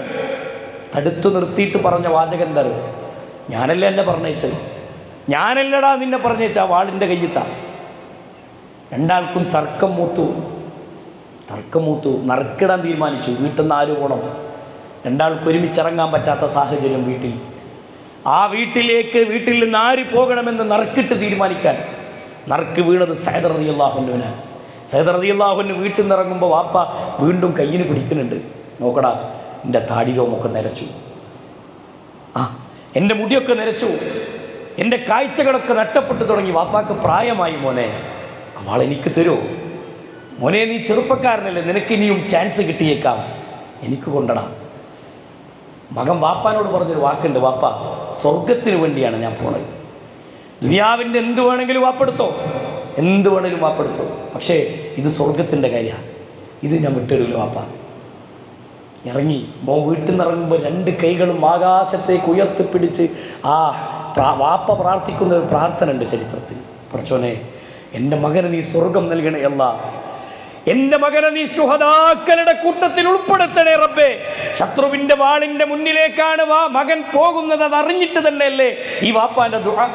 എൻ്റെ മകനെ നീ ശുഹദാക്കളുടെ കൂട്ടത്തിൽ ഉൾപ്പെടുത്തണേ എന്ന് പറയുമ്പോൾ ശത്രുവിൻ്റെ വാളിനിരയാക്കണേ എന്ന ആ ഒരു വാചകല്ലേ ചരിത്രത്തിൽ നമ്മൾ വായിക്കാൻ കഴിയുന്നത്. എന്തിനെയാണ് അവർ ആഗ്രഹിച്ചത്? സ്വർഗത്തിനെ മാത്രം. രണ്ടാമത്തെ യുദ്ധഭൂമിയിലേക്ക് ഇസ്ലാമിൻ്റെ ചരിത്രത്തിൽ ഈ വാപ്പ വരുന്നുണ്ട്, ഹൈസം റളിയല്ലാഹു അൻഹു. രണ്ടാമത്തെ യുദ്ധം റസൂലുള്ളാഹിൻ്റെ മുന്നിലേക്ക് വരുന്നത്. റസൂലുള്ളാഹിൻ്റെ മുന്നിലേക്ക് വരുമ്പോൾ കുപ്പായൊക്കെ ഇങ്ങനെ നന്നാക്കുന്നുണ്ട്, പ്രായം മനസ്സിലാകാതെക്കാൻ വേണ്ടി അല്ലേ, പ്രായം മനസ്സിലാക്കാതെക്കാൻ വേണ്ടി ആ കുപ്പായൊക്കെ ഒന്ന് നന്നാക്കി നെഞ്ഞൊക്കെ ഒന്ന് വിരിച്ചിട്ട് റസൂലുള്ളാഹിൻ്റെ മുന്നിൽ വന്നിട്ട് ഇങ്ങനെ നിന്നപ്പോൾ റസൂല് ഹൈസം റളിയല്ലാഹു അൻഹുവിനെ ഇങ്ങനെ നോക്കി താഴെ മുതൽ മേലെ വരെ. ഹൈസം റളിയല്ലാഹു അൻഹു പറയുന്നൊരു വാക്കുണ്ട് ചരിത്രത്തിൽ, റസൂലേ ഈ യുദ്ധത്തിൽ എനിക്ക് വരണം, നിങ്ങൾ എന്നെ അനുവദിക്കണം, എൻ്റെ പ്രായം കണ്ടിട്ട് നിങ്ങൾ എന്നെ തിരിച്ചു പറഞ്ഞേക്കരുത്. എന്തേ കാരണം എന്നറിയോ നിങ്ങൾ? എൻ്റെ കാരണം എൻ്റെ മോന്, എൻ്റെ മകൻ സഅദ് സ്വർഗത്തിൽ നിന്ന് എന്നെ വിളിക്കാറുണ്ട്, അത് ഞാൻ സ്വപ്നത്തിൽ കാണാറുണ്ട്. സ്വർഗത്തിൽ നിന്ന് വാപ്പാ വെളുകിട്ട് പോരിന്ന് വിളിക്കണ പോലെ ഞാൻ സ്വപ്നത്തിൽ കാണാറുണ്ട്. ഉഹുദിൻ്റെ ഭൂമിയിൽ എനിക്ക് വരണമെന്ന് റസൂലുള്ളാഹിനോട് അനുവാദം ചോദിച്ച് ഇറങ്ങുന്ന വാപ്പയും ചരിത്രത്തിൽ നമുക്ക് വായിക്കാം. സ്വർഗത്തിന് വേണ്ടി മത്സരിക്കുന്നൊരു വാപ്പയുടെയും മകൻ്റെയും ചരിത്രം ബദറിൻ്റെ ചരിത്രഭൂമിയിൽ നമുക്ക് പാഠമുണ്ടെങ്കിൽ സുഹൃത്തുക്കളെ, നമ്മുടെ ഇബാദത്തുകളെക്കുറിച്ചും നമ്മുടെ കർമ്മങ്ങളെക്കുറിച്ചും നമ്മുടെ ദഅവത്തിൻ്റെ വീതിയിലെ പങ്കാളിത്തത്തെക്കുറിച്ചും നമ്മുടെ സമ്പത്തും ശരീരവും സമയവും വിനിയോഗിച്ച് നമ്മൾ ഇറങ്ങുന്നതിനെക്കുറിച്ചും നമുക്ക് ചിന്തിക്കാൻ കഴിയുന്നുണ്ടോ? ആലോചിക്കാൻ കഴിയുന്നുണ്ടോ? 5 നേരത്തെ നിസ്കാരം തന്നെ തട്ടിമുട്ടി എത്ര ജമാഅത്തുകൾ നമുക്ക് കൃത്യമായി നിർവഹിക്കാൻ കഴിയുന്നു? ഈ ബദർ ശുഹദാക്കൾ ആഗ്രഹിച്ച അതേ സ്വർഗല്ലേ നമ്മൾ കുതിക്കണത്? അതേ സ്വർഗല്ലേ ഞാനും നിങ്ങളും ആഗ്രഹിക്കണത്? അതെ, ആഗ്രഹിക്കുന്ന സ്വർഗം നേടാൻ മാത്രമുള്ള വിശ്വാസത്തിൻ്റെ പവിത്രതയും കർമ്മങ്ങളുടെ സ്വീകാര്യതയും ജീവിതത്തിൽ നേടിയെടുക്കുക എന്നുള്ളതാണ് പ്രധാനം. അള്ളാഹു മനസ്സിലാക്കാനുള്ള തൗഫീഖ് നൽകട്ടെ. ബദറിൻ്റെ ഭൂമിയിൽ അവർ ലക്ഷ്യം വെച്ച സ്വർഗം ഇസ്ലാമിൻ്റെ ചരിത്രത്തിൽ നമുക്ക് കാണാം. രണ്ടാമത്തെ ഒരു ചരിത്രം നമുക്ക് കാണാം. റസൂലുള്ള തലേ ദിവസം ബദർ ഇങ്ങനെ നടക്കുമ്പോൾ ശുഹദാക്കൾക്ക് കിട്ടുന്ന ദറജകളും സ്വർഗത്തിൽ ശുഹദാക്കൾക്ക് കിട്ടുന്ന സ്ഥാനങ്ങളൊക്കെ ഇങ്ങനെ വിശദീകരിച്ചു കൊണ്ടിരിക്കുമ്പോൾ ഒരു അറാബിയായ മനുഷ്യൻ ബദർ കാണാമെന്നൊരു വ്യക്തിയുണ്ട്. ബദർ കാണാൻ വേണ്ടി വന്നത് അറാബിയ. മൂപ്പരെങ്ങനെ വരുന്നതെന്നറിയോ? മുസ്ലിമല്ല, അന്ന് മുസ്ലിമായിട്ടില്ല. മൂപ്പർ ബദറിലേക്ക് വരുന്നത് ആടിൻ്റെ ഇറച്ചി ഉണക്കിയിട്ട് വേവിച്ചിട്ട് ചെറിയ കഷ്ണമാക്കി വെട്ടിയിട്ട് അതിങ്ങനെ ഒരു പാത്രത്തിലിട്ടിട്ട് നമ്മൾ ഈ ഫുട്ബോളൊക്കെ കാണാൻ പോകുമ്പോൾ കടല കുറിക്കാൻ വേണ്ടി കടല കയ്യിൽ പിടിക്കുമല്ലോ എന്ന ഫീലിങ്ങിലാണ് ആളെ വരവ്. യുദ്ധം കാണാൻ വേണ്ടി വന്നതാണ്. ഇതിങ്ങനെ വായിലിട്ട് കുറിച്ചുകൊണ്ട് റസൂലുള്ളാഹിൻ്റെ മുന്നിൽ ഒരു റസൂൽ ഇവിടെ സ്വഹാബത്തിനെ നിർത്തിയിട്ട് ദീന് പറഞ്ഞു കൊടുക്കുക. സ്വർഗത്തെക്കുറിച്ച് ഇങ്ങനെ വർണ്ണിക്കുന്നത് കേട്ടപ്പോൾ ഈ വന്ന മനുഷ്യർ തോന്നി ഈ സ്വർഗ്ഗം എനിക്കും കിട്ടണമല്ലോ. റസൂലുള്ളാഹിനോട് വന്ന് ചോദിച്ചു. സംസാരം കഴിഞ്ഞ ഉടനെ, മുഹമ്മദേ, ഈ ഇപ്പം പറഞ്ഞ സ്വർഗ്ഗം എനിക്ക് കിട്ടാൻ ഞാൻ എന്താ ചെയ്യേണ്ടത്? റസൂൽ പറഞ്ഞു, ഷഹാദത്ത് ചൊല്ലണം. ഷഹാദത്ത് കലിമ ചൊല്ലി റസൂലുള്ളാഹിൻ്റെ കൈ പിടിച്ച് ബൈഅത്തിൽ ഇസ്ലാമിൽ സ്വീകരിച്ചു. അന്നത്തെ ദിവസം യുദ്ധത്തിൽ ഇറങ്ങി ഷഹീദായി. നബി സല്ലല്ലാഹു അലൈഹി വസല്ലം പറഞ്ഞൊരു വക്ത് പോലും നിസ്കരിക്കാതെ സ്വർഗം നേടാനുള്ള തൗഫീക്ക് കിട്ടിയ ഒരു വ്യക്തി ഇസ്ലാമിൻ്റെ ചരിത്രത്തിലുണ്ടെങ്കിൽ സ്വർഗം എന്ന് കേൾക്കുമ്പോൾ ചാടി വീണവരായിരുന്നവർ, ഇറങ്ങിയവരായിരുന്നവർ. സഹോദരങ്ങളെ, ആ സ്വർഗത്തിന് വേണ്ടി നമ്മൾ എന്ത് നേടിയിട്ടുണ്ട്? ഇതാണ് ബദറിനെ കുറിച്ച് പറയുമ്പോൾ നമ്മുടെ കൽബിലേക്ക് വരേണ്ട പ്രധാന ചിന്ത. ഓൽക്കൊക്കെ പറയാണ്ട്, സ്വഹാബത്തിന് പറയാണ്ട്, അബൂബക്കർ റളിയല്ലാഹു അൻഹുവിന് പറയാണ്ട്. അതെ, ഇസ്ലാമിക ചരിത്രത്തിൽ സമ്പത്തും ശരീരവും സമയവും അള്ളാഹിൻ്റെ മാർഗത്തിൽ ചെലവിട്ടിറങ്ങി തിരിച്ച സ്വഹാബത്തിന് കണക്ക് പറയാണ്ട്. എനിക്കൊങ്ങൾക്കും എന്താ പറയുള്ളത്? നമുക്കെന്താ പറയുള്ളത്? ഈ റമദാനുകൾ കിട്ടിയിട്ട് നമുക്ക് എന്താ പറയുക? എത്ര റമദാനുകൾ കിട്ടി? തഖ്വയും ഈമാനും ഇഖ്ലാസൊക്കെ ഉറപ്പിച്ച് മുന്നോട്ട് പോകാൻ നമുക്ക് കഴിയുന്നുണ്ടോ എന്നുള്ളത് നമ്മുടെ ഒരു വീടിൻ്റെ പശ്ചാത്തലമൊക്കെ മുന്നിൽ വെച്ച് നമ്മൾ ചിന്തിക്കണം. നമ്മുടെ കുടുംബം, ഞാനെന്ന വ്യക്തി, എൻ്റെ കച്ചവടം, എൻ്റെ ഇടപാടുകൾ, എൻ്റെ ജീവിതത്തിൻ്റെ ശുദ്ധീകരണം എല്ലാം ചിന്തിച്ചിട്ട് കഴിയണം നമുക്ക് ആലോചിക്കാൻ, അല്ലേ? അള്ള പറഞ്ഞ ചോദ്യം, പറഞ്ഞ വാചകം കൂടിയാണത്. യാ അയ്യുഹല്ലദീന ആമനൂ, സത്യവിശ്വാസികളെ, ഇത്തഖുല്ലാഹ്, നിങ്ങൾ അല്ലാഹനെ സൂക്ഷിച്ച് ജീവിക്കണേ. വൽതൻദുർ നഫ്സും മാ ഖദ്ദമത് ലിഗദ്, നാളേക്ക് വേണ്ടി നിങ്ങൾ എന്താ നേടിയെടുത്തിട്ടുള്ളത്? എന്താ നേടിയത്? ഈ ഒരു ചോദ്യത്തിന് കൂടിയുള്ള ഉത്തരം സഹോദരങ്ങളെ നമ്മൾ കണ്ടെത്തണം. അതാണ് ബദറിൽ നിന്നുള്ള മറ്റൊരു ഗുണപാഠം. സ്വർഗമായിരുന്നവരുടെ ലക്ഷ്യം, സ്വർഗത്തിന് വേണ്ടിയാണ് അവർ അടരാടിയത്. നോക്കി നിങ്ങൾ, ബദർ കഴിഞ്ഞിരിക്കുന്ന സമയത്ത്, ബദർ യുദ്ധം കഴിഞ്ഞിട്ട് നബി സല്ലല്ലാഹു അലൈഹി വസല്ലമയുടെ അടുക്കലേക്ക് ഈ ബദർ കഴിഞ്ഞ പശ്ചാത്തലത്തിൽ ഹാരിസ് റളിയല്ലാഹു അൻഹുവിൻ്റെ ഉമ്മ ഓടി വരുന്നുണ്ട്. ഹാരിസ് റളിയല്ലാഹു അൻഹുവിൻ്റെ ഉമ്മ ഓടി വന്നിട്ട് ചോദിക്കുന്നുണ്ട്. ആരോട്? റസൂലുള്ളാഹിനോട്. റസൂലേ, എൻ്റെ മകൻ ഹാരിസിൻ്റെ അവസ്ഥ എന്താ?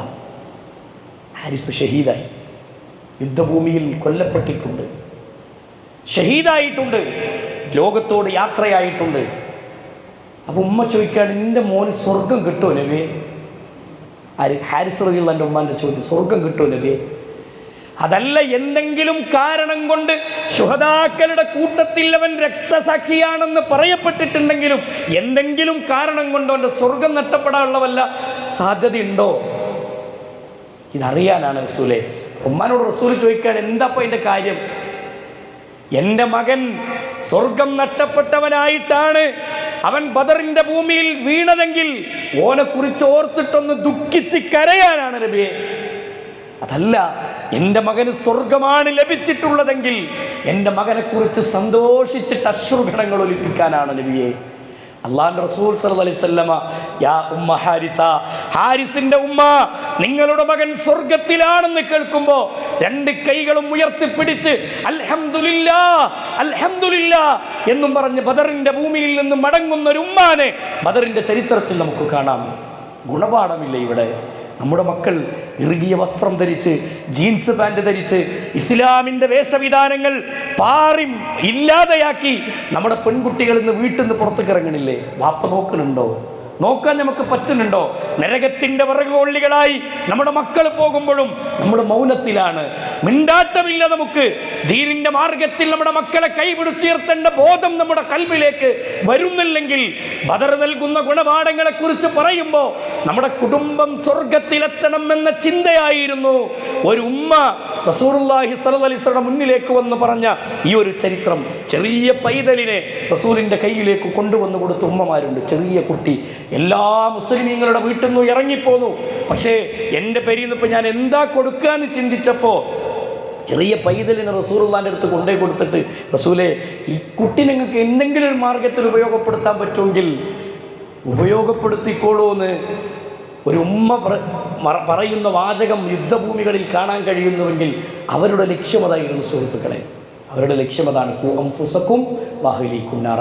നിങ്ങളുടെ ശരീരം, നിങ്ങളുടെ കുടുംബത്തിൻ്റെ ശരീരവും നിങ്ങൾ നരകത്തു നിന്ന് കാക്കണമെന്ന ഖുർആനിൻ്റെ വാചകം കൽബിലേറ്റി ഇറങ്ങി തിരിച്ചൊരു ജനത. അവരാണ് സ്വഹാബത്ത്. അള്ളാഹു മനസ്സിലാക്കാനുള്ള തൗഫീഖ് നൽകുമാറാവട്ടെ. സഹോദരങ്ങളെ, സുഹൃത്തുക്കളെ, ഇങ്ങനെ ബദറുമായി ബന്ധപ്പെട്ട് ഓരോ ചരിത്രങ്ങളിങ്ങനെ പെറുക്കിയെടുത്താൽ എല്ലാ ചരിത്രങ്ങളിലും ഒരു പാഠമുണ്ട്, ഒരു മാർഗമുണ്ട്. സമാനമാണ് ആറാമത്തെ ഇസ്ലാമിക ചരിത്രത്തിൽ നിന്ന് നമുക്ക് പാഠം ഉൾക്കൊള്ളാനുള്ള ആറാമത്തെ ഒരു പാഠം. ആദർശത്തിന് പ്രാധാന്യം കൊടുത്തിറങ്ങിയവരാണ്. ഇസ്ലാമിക ചരിത്രത്തിൽ നമുക്ക് കാണാം, ഈ പോരാട്ടത്തിന്, യുദ്ധത്തിലേക്ക് ഇറങ്ങുന്ന സ്വഹാബത്തിൻ്റെ ഒരു പ്രത്യേകത എന്ന് വെച്ചാൽ, ഏതെങ്കിലും ഒരു പഴയ വൈരാഗ്യം തീർത്തൊരു യുദ്ധമാണോ ബദർ? അല്ല.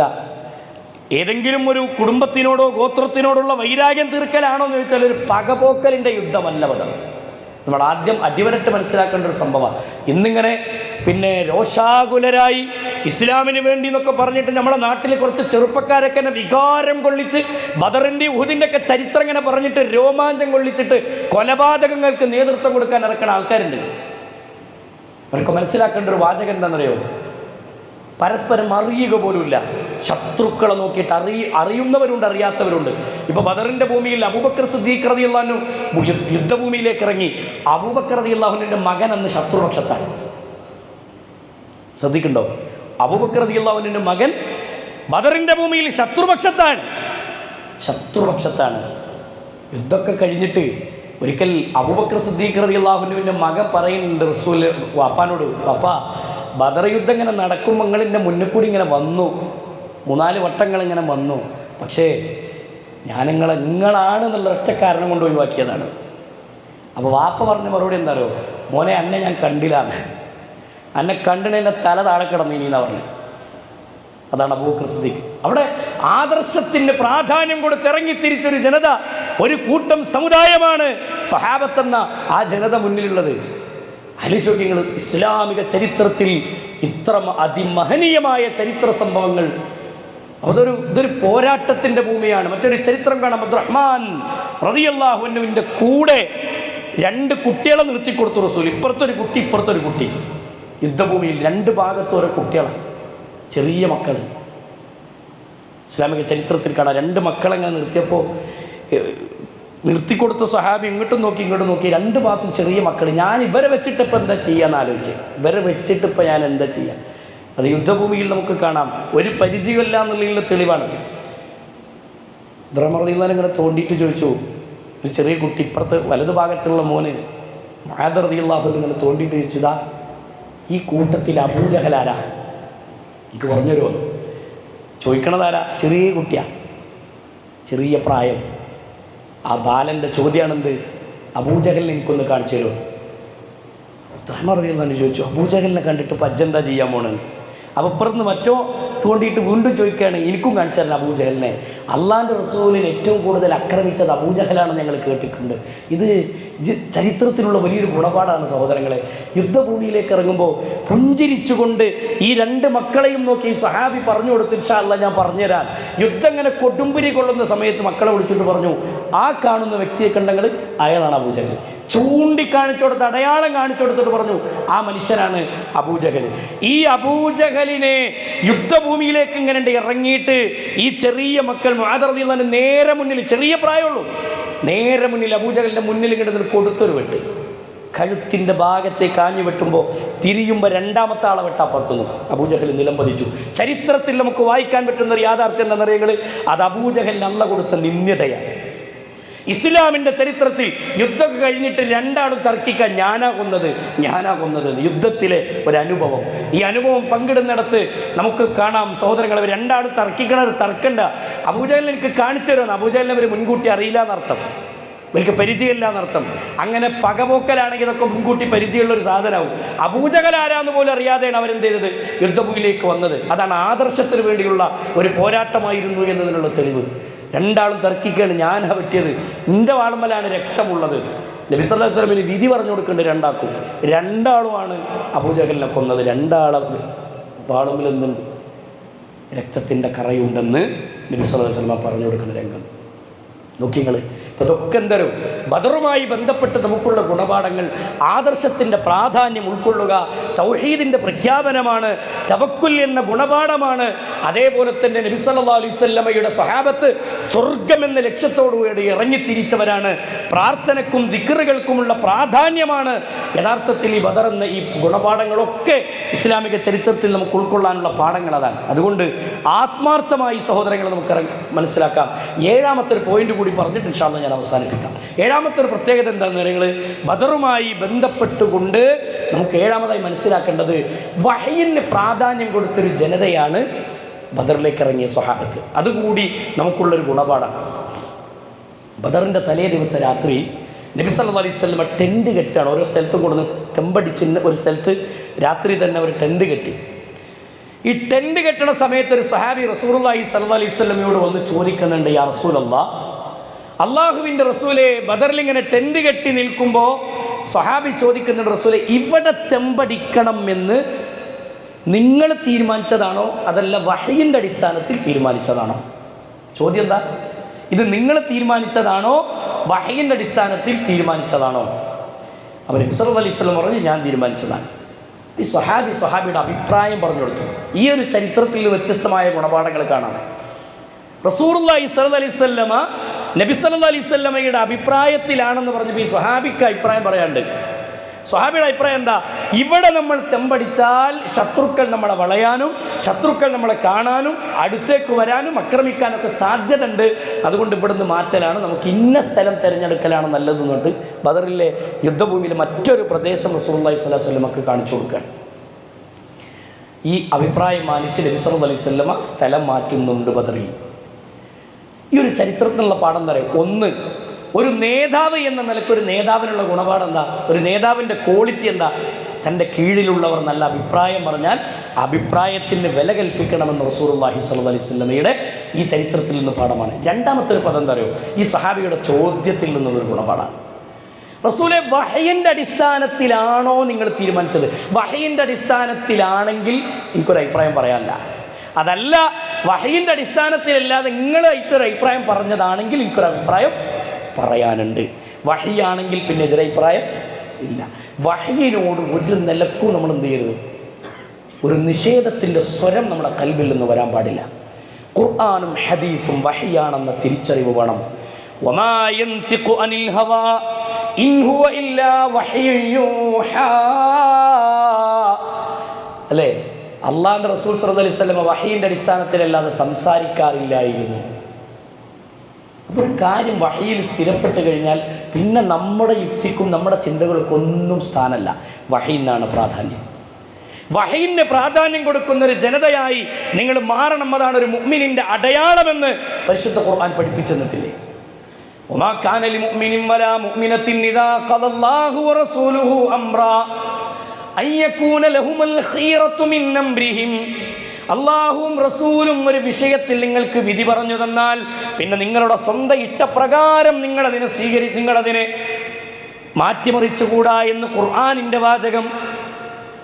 ഫലാ വറബ്ബിക ലാ യുഅ്മിനൂൻ ഹത്താ യുഹക്കിമൂക ഫീമാ ശജറ ബൈനഹും ثم لا يجدوا في أنفسهم حرجا مما قضيت ويسلموا تسليما. റബ്ബിനെ തന്നെയാണ് സത്യം. ലാ യുഅ്മിനൂൻ, നിങ്ങൾ മുഅ്മിനാവുകയില്ല. എപ്പോഴാണ് നിങ്ങൾ മുഅ്മിനാവുക? ഹത്താ യുഹക്കിമൂക ഫീമാ ശജറ ബൈനഹും ثم لا يجدوا في أنفسهم حرجا مما قضيت ويسلموا تسليما. ഖുർആനിലും ഹദീസിലും നിങ്ങൾക്ക് ശക്കുള്ള വിഷയത്തിൽ നിങ്ങൾക്ക് തെളിവ് ഖുർആനെന്നും സുന്നത്തൊന്നും കിട്ടിക്കഴിഞ്ഞാൽ പിന്നെ നിങ്ങൾ എന്ത് ചെയ്യരുത്? മനസ്സിൻ്റെ ഉള്ളിൽ ചൊറിച്ചിലില്ലാതെ സ്വീകരിക്കണം. ഒരു ഹദീസ് കേട്ടാൽ, ആ ഹദീസിൽ ഒരു പദപ്രയോഗം കേട്ടാൽ സഹോദരങ്ങളെ പിന്നെ ശക്കില്ലാതെ സ്വഹീഹാണോ, പിന്നെ നമുക്കതിന് ആ വഹി എന്ന ആ ആയത്തിന്, ആ ഹദീസിന് ഒരു നിലക്കും നമ്മുടെ യുക്തിക്കോ നമ്മുടെ ചിന്തകൾക്കോ സ്ഥാനമുണ്ടാവരുത്. ആ വഹിയിന് പ്രാധാന്യം കൊടുക്കുന്നവരാകണം എന്ന ഇസ്ലാമിക ചരിത്രം. അതാണ് ഈ ബദറിൽ നിന്നുള്ളൊരു ഗുണപാഠം കൂടി. അതുകൂടി ഉൾക്കൊള്ളുമ്പോഴാണ് പ്രമാണങ്ങൾ സ്വീകരിക്കേണ്ട മുറപ്രകാരം സ്വീകരിച്ചു പോകുക എന്നുള്ളതാണ്. ഇതൊക്കെ വഹിയിൽ നിന്ന് നമ്മൾ ഉൾക്കൊള്ളുന്ന ഈ ബദറിൻ്റെ ചരിത്ര ഭൂമികളിൽ നിന്ന് ഉൾക്കൊള്ളുന്ന ഒരു പാഠമാണ്. അതിലേറ്റവും പ്രധാനമാണ് തൗഹീദിൻ്റെ ഏറ്റവും മർമ്മപ്രധാനമായൊരു ഭാഗമാണ് ബദർ എന്നുള്ളത് നമ്മൾ മനസ്സിലാക്കുക. തവക്കുൽ എന്നത് എന്താണെന്ന് പഠിപ്പിച്ചൊരു യുദ്ധഭൂമിയാണ് ബദർ. മൂന്നാമത്തത് പ്രാർത്ഥന ഒരായുധമാണ് ഒരു മുസ്ലിമിൻ്റെ ജീവിതത്തിൽ നിന്ന് പഠിപ്പിച്ച യുദ്ധഭൂമിയാണ് ബദർ. സ്വബർ എന്താണെന്ന് പഠിപ്പിച്ച യുദ്ധമാണ് ബദറിൻ്റെ ചരിത്രങ്ങൾ എടുത്ത് പരിശോധിക്കുമ്പോൾ ബദറിൻ്റെ മുമ്പുണ്ടായ അനുഭവങ്ങളിൽ നിന്ന് ഉൾക്കൊള്ളാനുള്ള ഗുണപാഠം. അതേപോലെ തന്നെ ഒരു യുദ്ധത്തിലേക്ക് ഇറങ്ങുന്നതിന് മുമ്പ് കൃത്യമായ ആലോചനകൾ ഉണ്ടാവണമെന്നും അത് അംഗീകരിക്കുന്നതിനൊരു അമീർ ഉണ്ടാകണമെന്നും നേതൃത്വം ഉണ്ടാകണമെന്നും ഒക്കെ ബദറിൻ്റെ ഈ ഭൂമിയിൽ നമുക്ക് ഗുണപാഠങ്ങളാണ്. ഈ പാഠങ്ങളൊക്കെ ഉൾക്കൊണ്ട് ജീവിക്കുന്നിടത്ത് സ്വർഗം എന്ന ലക്ഷ്യത്തിലാണ് സ്വഹാബത്ത് മുന്നോട്ട് പോയതെങ്കിൽ നമ്മുടെ വിശ്വാസം, ഈ ബദർ ശുഹദാക്കൾ ജീവിതത്തിൽ സ്വീകരിച്ച വിശ്വാസമാണോ നമ്മുടെ വിശ്വാസം എന്ന് നമ്മൾ പരിശോധിക്കുക. രണ്ടാമത്തത്, അവരൊക്കെ ജീവിച്ചു പോയ ആ മാർഗമനുസരിച്ച് തന്നെയാണോ നമ്മൾ ജീവിച്ചു പോകുന്നത് എന്നുകൂടി പരിശോധിക്കുക. സഹോദരങ്ങളെ, ഒറ്റായത്ത് വിശദീകരിക്കാം. ആരാണ് അല്ലാഹുവിന്റെ റസൂലിന് എതിര് പ്രവർത്തിക്കുന്നത്? സന്മാർഗം അവർക്ക് വന്നു കിട്ടിയതിന് ശേഷം, ഖുർആനും സുന്നത്തുമാകുന്ന സന്മാർഗം കിട്ടിയിട്ടും റസൂലുള്ളാഹിക്ക് ആരെങ്കിലും എതിര് പ്രവർത്തിച്ചാൽ മുഅ്മിനീങ്ങളുടേതല്ലാത്ത മറ്റൊരു മാർഗം ആരെങ്കിലും സ്വീകരിക്കുകയും ചെയ്താൽ, ഈ ആയത്തിൽ പറഞ്ഞ മുഅ്മിനീങ്ങൾ സ്വഹാബികളാണ്. സ്വഹാബത്തിൻ്റേതല്ലാത്തൊരു മാർഗം ആരെങ്കിലും സ്വീകരിക്കുകയും ചെയ്താൽ, എനിക്കിഷ്ടമുള്ളൊരു മാർഗം ഞാനവിടെ സ്വീകരിച്ചു പോയാൽ നുവല്ലിഹി മാ തവല്ല, അവർ തിരിഞ്ഞിടത്തേക്ക് നാം അവരെ തിരിച്ചുവിടും. വനുസ്ലിഹി ജഹന്നം, അങ്ങനെ അവരെത്തുന്നത് നരകത്തിലാണ്. വസാഅത്ത് മസീറ, നരകം എത്ര മോശമായ കേന്ദ്രമാണെന്ന് പരിശുദ്ധ ഖുർആൻ ഓർമ്മപ്പെടുത്തുന്നുണ്ട്. അതുകൊണ്ട് ജീവിതത്തിൻ്റെ ഓരോന്നും സഹോദരങ്ങളെ ചിന്തിക്കുക. സ്വഹാബത്ത് ജീവിച്ച് കാണിച്ചു തന്ന വഴിയിൽ ഖുർആനും സുന്നത്തും ഉൾക്കൊണ്ട് കൽബിൽ സ്വീകരിച്ച് ആദർശബോധമുള്ളവരായി ജീവിക്കാൻ നമുക്ക് കഴിഞ്ഞിട്ടുണ്ടോ എന്നൊരു പുനർവിചിന്തനം നിരന്തരം നമ്മുടെ കൽബിനോട് നമ്മൾ നടത്തുക. ആ സ്വർഗം, സ്വഹാബത്ത് ആഗ്രഹിച്ച സ്വർഗം നിരന്തരം അല്ലാഹുവോട് ചോദിക്കുകയും അത് ചോദിക്കുന്നതോടൊപ്പം അതിനുവേണ്ടി അധ്വാനിക്കുകയും ചെയ്യുക. നമ്മുടെ സമ്പത്തും നമ്മുടെ ശരീരവും നമ്മുടെ സമയവും ഒക്കെ അതിനുവേണ്ടി ചെലവഴിക്കുക. ഈ ഒരു പരിശുദ്ധ റമദാൻ, ഈ റമദാൻ ഇങ്ങനെ വരുമ്പോൾ നമ്മളെ കുടുംബങ്ങളിലുള്ള പല ആളുകളും ഈ റമദാനിൽ പോലും പച്ചയായ ശിർക്കിലേക്ക് ഇറങ്ങാണ്. അത് ഈ ബദറുമായി ബന്ധപ്പെട്ട ചരിത്ര ഭൂമിയിൽ നമുക്ക് കാണാം. ഈ ബദറിനെ തെറ്റിദ്ധരിച്ചുകൊണ്ട് മനസ്സിലാക്കിയത്, എന്തിനാ ബദറുണ്ടായെന്ന് ചോദിച്ചപ്പോൾ അത് നമുക്കിങ്ങനെ ആണ്ടാഘോഷിക്കാനും നമുക്കിങ്ങനെ ഈ ആഘോഷങ്ങളൊക്കെ നടത്താനാണെന്ന് പച്ചക്ക് പ്രസംഗിക്കണം മനുഷ്യന്മാരില്ലേ. അള്ളാഹ്ക്ക് ഇപ്പോൾ ശത്രുക്കളെ പരാജയപ്പെടുത്തണമെങ്കിൽ ചെറിയൊരു അള്ളാഹ്ക്ക് അള്ളങ്ങട് കുന്നാണ് പറഞ്ഞാൽ പോരെ, അല്ലെങ്കിൽ ഇങ്ങനെ നശിക്കുന്ന റബ്ബ് തീരുമാനിച്ചാൽ പോരെ, അത് അല്ലെങ്കിൽ ജിബിരിലിൻ്റെ ഒരു ചിറകുണ്ടായാൽ പോരെ എന്നൊക്കെ ചോദിക്കുന്ന ആൾക്കാരുണ്ട്. പിന്നെ ഇപ്പോൾ ബദറുണ്ടായത് എന്തിനാ? ബദറുണ്ടായപ്പോൾ തന്നെ ഇവിടെ മുഹ്മിനീങ്ങളായ ആളുകൾക്ക് ഭക്ഷണം കഴിക്കണം, അതിൻ്റെ പേരിൽ ആണ്ടാഘോഷിക്കണം. ഇതിനു വേണ്ടിയൊക്കെയാണ് ബദറുണ്ടായതെന്നാണ് അവരുടെ ആദർശം, അവരുടെ വിശ്വാസത്തെ അവർ സ്വീകരിക്കുന്നത്. ഇത്തരം ആളുകൾ പഠിപ്പിച്ചു കൊടുത്തിട്ട് നമ്മുടെ കുടുംബത്തിലുള്ള ആളുകൾ പോലും ഈ പരിശുദ്ധ റമദാനിൻ്റെ ദിവസങ്ങളിൽ പോലും സുഹൃത്തുക്കളെ ശിർക്കെന്ന ദുൽമിലേക്ക് ഇറങ്ങിത്തിരിക്കുമ്പോൾ അവരുടെ കൈപിടിക്കേണ്ട ബാധ്യത നമ്മുടേതാണ്. അവർക്ക് തിരുത്തി കൊടുക്കേണ്ട ബാധ്യത നമ്മുടേതാണ്. അരുത് എന്ന് പറയേണ്ട ബാധ്യത നമ്മുടേതാണ്. അതുകൊണ്ട് നമ്മുടെ ദൗത്യങ്ങൾ നമ്മൾ നിർവഹിക്കുക. കുടുംബങ്ങളിലേക്ക് ചെന്ന് ദീന് പറയാം, മക്കളോട് ദീന് പറയാം, ഭാര്യയോട് ഭർത്താവിനോട് ദീന് പറയാം, ഉമ്മനോട് ദീന് പറയാം, വാപ്പനോട് ദീന് പറയാം. കുടുംബത്തിലെ തൻ്റെ അടുത്തിട്ടുള്ള എല്ലാ കുടുംബങ്ങളിലേക്കും കയറി ചെന്ന് ശിർക്കിനെ സംബന്ധിച്ചുള്ള ബോധവൽക്കരണം നടത്തുക നമ്മുടെ ബാധ്യത. ശിർക്കെന്ന ദുൽമ് സംഭവിച്ചാൽ ലയഹ്ബത്തന്ന അമലുക്, അമലുകൾ ബാത്തിലാകുന്നു. മാത്രമല്ല ഫഖദ് ഹറമല്ലാഹു അലൈഹിൽ ജന്ന, സ്വർഗ്ഗം അവർക്ക് ഹറാമാവുന്ന ഖുർആൻ പ്രയോഗിച്ചു. അതുകൊണ്ട് നമുക്ക് നമ്മുടെ ദൗത്യം നിർവഹിച്ചു പോകാൻ ഈ ചരിത്രങ്ങളൊക്കെ വായിക്കുമ്പോഴും സഹോദരങ്ങളെ നമുക്കുള്ള ജിഹാദ് എന്നുള്ളത് ഈ ഖുർആൻ കൊണ്ടും സുന്നത്ത് കൊണ്ടുമുള്ള ജിഹാദാണ്. വജാഹിദുഹും ബിഹി ജിഹാദൻ കബീറ, ഏറ്റവും വലിയ ജിഹാദ് അതാണ്. ഖുർആൻ കൊണ്ടും സുന്നത്ത് കൊണ്ടുള്ള ജിഹാദ്, അത് ജനങ്ങൾക്ക് എത്തിക്കാൻ വേണ്ടി ഇറങ്ങിത്തിരിക്കുക. സ്വഹാബത്ത് അതിൽ ഇറങ്ങിയവരാണ്. അങ്ങനെ ആ രൂപത്തിൽ തന്നെയാണ് ഈ ബദറിൻ്റെ പശ്ചാത്തലങ്ങളൊക്കെ രൂപപ്പെട്ടു വരുന്നതെങ്കിൽ നമുക്കും നമ്മുടെ നാട്ടിൽ നമുക്ക് നിർവഹിക്കാനുള്ള ദൗത്യങ്ങൾ ഇതാണ്. ഇങ്ങനൊരു യുദ്ധഭൂമിയിലേക്ക് ഇറങ്ങേണ്ട ഒരു പശ്ചാത്തലം ഇന്ന് അള്ളാഹിൻ്റെ കുതിരത്തൊന്നും നമ്മുടെ നാട്ടിലില്ല. അള്ളാഹു ഈ സമാധാനം എന്ന് നിലനിർത്തി തരുമാറാവട്ടെ. പക്ഷേ അങ്ങനെ ഒരു ഘട്ടം വരുമ്പോൾ ദീനിൻ്റെ നിയമങ്ങളനുസരിച്ച് ചെയ്യേണ്ട ഘട്ടങ്ങൾ വരുമ്പോൾ അപ്പോൾ അതിനനുസരിച്ചുള്ളതാണ്. പക്ഷേ ഇപ്പോൾ നമ്മുടെ രാജ്യം ഇന്ത്യ എന്ന് പറയുന്ന രാജ്യത്ത് നമുക്ക് ഒരുപാട് സ്വസ്ഥതകളുണ്ട്. മറ്റു രാജ്യങ്ങൾക്കൊന്നും ഇല്ലാത്തൊരു സമാധാന സ്വസ്ഥതയൊക്കെ ഇവിടെ ഉണ്ട്. ഈ സ്വസ്ഥതയൊക്കെ നിലനിർത്തി നമ്മുടെ ഈ അവകാശങ്ങളൊക്കെ ഉപയോഗിച്ച് നമ്മുടെ ദൗത്യ നിർവഹണത്തിൻ്റെ കാര്യത്തിൽ നമ്മൾ മുന്നോട്ട് കുതിച്ചു പോകുക. അള്ളാഹു മനസ്സിലാക്കുന്ന കൂട്ടത്തിൽ നമ്മൾ ഉൾപ്പെടുത്തും, അനുഗ്രഹിക്കുമാറാവട്ടെ. നമ്മളിൽ നിന്നുപോയ എല്ലാ പിഴവുകളും എല്ലാ തെറ്റുകുറ്റങ്ങളും അള്ളാഹു വിട്ടുപുറത്തും മാപ്പാക്കി തരുമാറാവട്ടെ. അസുഖം ബാധിച്ച് കിടക്കുന്ന ഒരുപാട് ആളുകളുണ്ട്. അള്ളാഹു സുബ്ഹാനഹു വ തആല എല്ലാവർക്കും ഷിഫാഇനെ പ്രദാനം ചെയ്ത് അനുഗ്രഹിക്കുമാറാകട്ടെ.